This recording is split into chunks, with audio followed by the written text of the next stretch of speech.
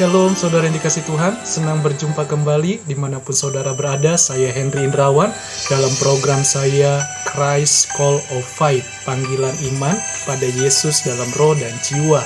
Dan saya masih membahas tema seputar kitab Amsal pasal ketiga ayat yang ke-27 sampai 35 mengenai hikmat Tuhan, hal berbuat baik. Saya percaya hikmat Tuhan selalu mengajar kita tentang kebaikan, atau lebih tepatnya tentang kasih Tuhan. Namun jangan kemana-mana, mari kita sama-sama diberkati lewat pembahasan renungan firman Tuhan yang akan menguatkan iman kita. Sebelumnya kita berdoa terlebih dahulu. Haleluya. Tuhan Yesus, terima kasih, kami bersyukur atas anugerah-Mu. Kami mengangkat tangan kami, merendahkan hati kami di hadapan Tuhan, karena tanpa Tuhan kami tidak bisa berbuat apa-apa. Biarlah hikmat, pemikiran yang langsung berasal dari Roh Kudus mengajar kami setiap ayat demi ayat yang kami baca saat ini. Biarlah firman-Mu berkuasa atas kami. Dalam nama Yesus, apapun pergumulan kami, apapun keadaan kami, bersama dengan hikmat Tuhan selalu ada solusi, selalu ada jalan keluar, selalu ada mujizat, ada keajaiban Tuhan. Terima kasih Roh Kudus, hamba-Mu yang semakin kecil, Tuhan yang semakin dilihat. Kuasa, mujizat, dan kemuliaan, dan juga hakikat pribadi Allah di dalam diri Yesus. Haleluya. Amin. Mari saudara kita buka Alkitab kita dalam kitab Amsal pasal 3 ayat 27 sampai 35. Judul LAI, anjuran untuk berbuat baik. Janganlah menahan kebaikan daripada orang-orang yang berhak menerimanya, padahal engkau mampu melakukannya. Jadi saudara, Raja Salomo, kesuksesan atau kejayaan, kekayaannya, dia menceritakan tentang hal-hal yang berbuat baik. Tentu dia pasti sudah alami. Jadi yang pertama dikatakan jangan menahan hak-hak dari orang lain yang berhak untuk menerimanya, yang berhak menerimanya. Padahal diri kita mampu melakukannya. Ya, jangan menahan hasil. Misalnya kita punya usaha atau pekerjaan, punya karyawan. Sebenarnya kita sanggup memberi haknya dia, tapi kita tahan, sehingga kita cari alasan, padahal kitanya serakah, kitanya pelit. Nah, itu jangan sampai ada di antara kita sebagai anak-anak Tuhan. Karena orang yang pelit, orang yang serakah tidak ada di dalam kerajaan Allah atau hidup yang kekal. Jadi supaya berkat Tuhan mengalir bagi diri kita, jangan tahan kebaikan orang atau hak orang lain. Ayat 28, janganlah engkau berkata kepada sesamamu, pergilah dan kembalilah, besok akan kuberi, sedangkan yang diminta ada padamu. Nah, ditegaskan kedua kali. Sebenarnya ada pada diri kita, mampu kita lakukan. Tapi ayat 28, alasan kedua yaitu kita banyak berjanji kepada orang sekitar kita atau orang yang bekerja dengan kita, banyak janji, tapi kita mengingkari, memberi alasan tapi tidak bertanggung jawab terhadap haknya, sedangkan kita sanggup memberikannya. Apalagi sampai kita bernazar kepada Tuhan atau kepada sesama kita. Itulah yang Raja Salomo alami, itulah Raja Salomo yang dilakukan dalam kepemimpinannya. Ya, saudara, bukan berarti tidak boleh bernazar. Artinya di sini kita harus serius atas janji kita terhadap Tuhan dan juga terhadap sesama. Jangan main-main, jangan ditunda punya orang. Dan ayat 29, janganlah merencanakan kejahatan terhadap sesamamu, sedangkan tanpa curiga ia tinggal bersama-sama dengan engkau. Jadi jangan merencanakan kejahatan, atau kita berpikir praduga yang belum tentu benar terhadap sesama kita. Karena dia ingin datang atau ingin menginap di tempat tinggal atau di rumah kita. Ya tidak ada maksud lain, karena dikatakan tanpa curiga. Ya, bukan berarti tamu itu mata-mata. Bukan, tetapi kita belajar untuk tidak curiga dengan siapapun kecuali dia berbuat jahat. Kita perlu curigai karena rohlah yang memberikan kita kepekaan. Itulah kesuksesan dari Raja Salomo. Dan ayat yang ke-30, janganlah bertengkar tidak semena-mena dengan seseorang jikalau ia tidak berbuat jahat kepadamu. Ya, artinya jangan cari keributan, jangan cari masalah dengan seseorang jika ia tidak berbuat jahat. Ya, saya teringat dengan kisah Salomo waktu ada 2 ibu, satu anaknya meninggal, tapi satu lagi bayinya masih hidup. Namun kedua-duanya berebut bayi tersebut. Tapi Roh Kudus atau Tuhan kasih hikmat kepada Salomo supaya tidak ada keributan. Ya, akhirnya ibu yang aslinya berkata, biarkanlah anak itu untuk ibu itu. Biar dipelihara dengan baik atau dirawat, bertumbuh dengan baik.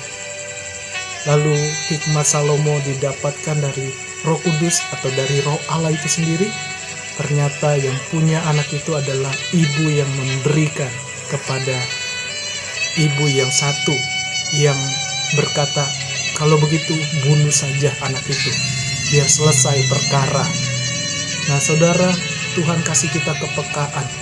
Artinya setiap masalah jangan cari keributan, jangan cari masalah, apalagi dia tidak berbuat jahat terhadap kita.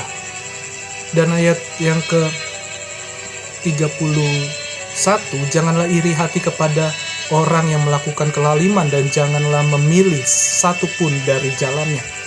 Ya, lalim ini menunjukkan kepada penindasan, penganiayaan, kekerasan. Mungkin levelnya sudah tinggi. Jangan ada di antaramu dan juga jangan turut ambil satupun bagian dari kelaliman. Karena apa? Karena orang yang sesat adalah kekejian bagi Tuhan, tetapi dengan orang jujur ia bergaul erat. Jadi saudara, disetarakan, disamakan orang yang lalim dengan orang yang sesat. Artinya hatinya sesat, itu kekejian bagi Tuhan. Tuhan murka. Artinya karena manusia itu sendiri, akibat manusia, ulah manusia itu sendiri. Tentu kekudusan Tuhan lah yang melakukannya. Karena Allah kita kudus, Allah kita benar, keadilannya selalu sesuai apa yang dilakukan oleh manusia di bumi ini atau di dunia ini.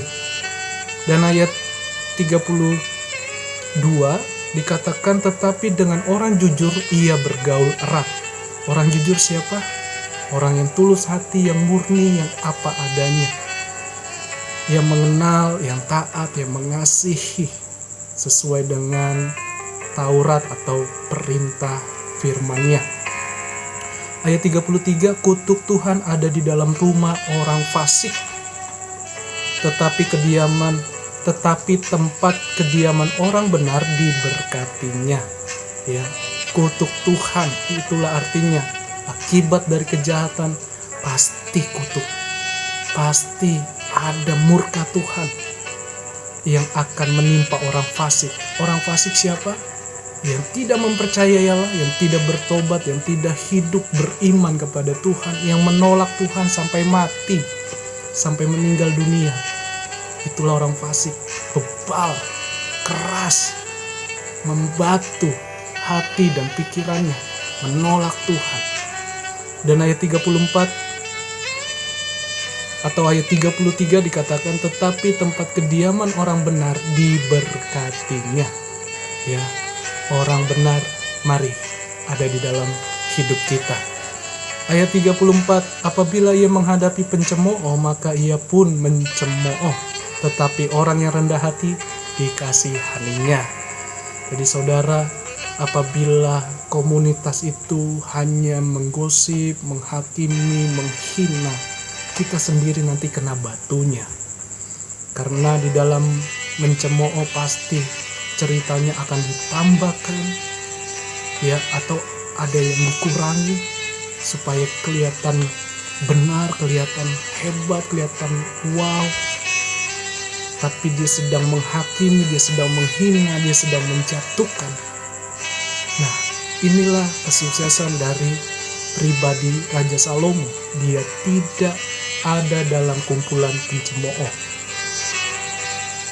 Dan ayat 35, orang yang bijak akan mewarisi kehormatan, tetapi orang yang bebal akan menerima cemooh.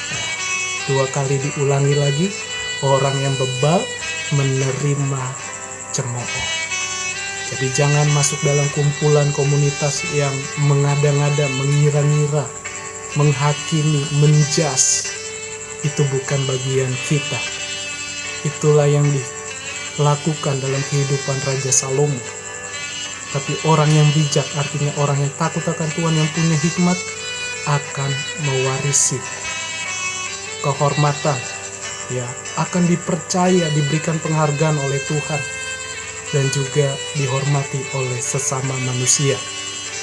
Dan ada 3 hal, yaitu hal berbuat baik atau kasih sesuai dengan perikop di kitab Amsal ini.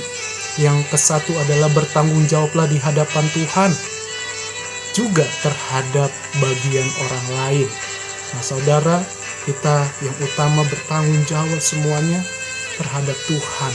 Kita takut akan Tuhan, kita mengasihi Tuhan. Segala apa yang kita dipercayakan, mengelola yang Tuhan percayakan, kita bertanggung jawab. Dan kita juga bertanggung jawab terhadap hak orang lain. Tidak serakah, tidak pelit. Saudara yang dikasihi Tuhan. Dan juga hal yang kedua, atau poin yang kedua, hal berbuat baik, yaitu tetap jaga hati dari hal negatif dengan tuntunan firman atau Tauratnya. Raja Salomo sudah mengungkapkan di perikop ini, dikatakan, janganlah kita merencanakan kejahatan, janganlah kita berpikir hal-hal yang negatif, atau kita punya niat atau hati yang jahat terhadap orang lain. Jangan ada di bagian itu. Memang sulit kita menjaga hati, tapi Alkitab berkata, jagalah hatimu dalam segala kewaspadaan, karena dari situlah terpancar kehidupan. Bagaimana jaga hati? Adakan hubunganmu selalu dengan Tuhan dan juga dengan firman-Nya. Taatilah, hidupilah, setidaknya dihidupi, dipraktekkan. Dan jangan kita suka menggosip atau menghakimi orang lain atau menjas orang lain. Ya, orang lain berhasil dipakai Tuhan, jangan dihakimi, jangan dijas, jangan diremehkan, jangan dihina. Malah kita dukung dia supaya banyak jiwa-jiwa diselamatkan melalui pelayanannya. Dan yang ketiga adalah hal berbuat baik, yaitu memiliki sikap hati berkenan kepada Tuhan. Ini yang perlu kita alami.